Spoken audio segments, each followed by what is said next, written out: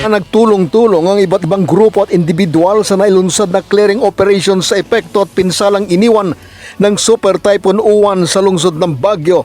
Pinangunahan ng LGU, Beneco, BFP, SIPMO, Traffic Enforcement Unit ng BCPO, 911 On Call Incorporated at Baguio City Forestry ang naturang clearing operation sa naturang lungsod.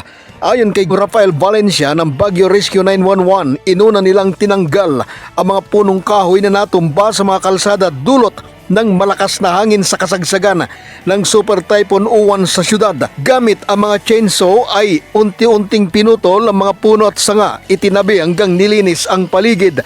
Muling nadaanan ng mga apektadong motorista ang kalsada makalipas mailunsad ang naturang clearing operation.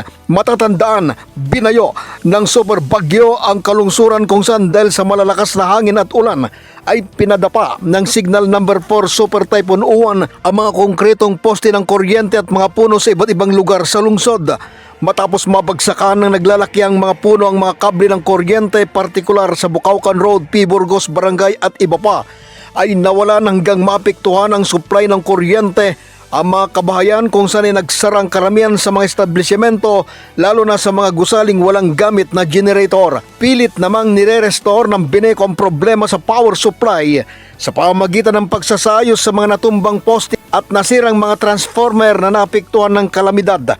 Unti-unti na ring gumaganda ang panahon sa lungsod matapos ang ilang araw na pananalasa ng unos.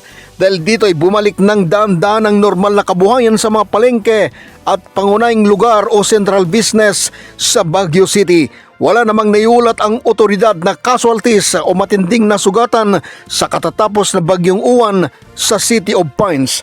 Mula sa Baguio City, kasama si Grace Espino, Fred Rolyoda para sa Mata ng Agila, Northern Luzon.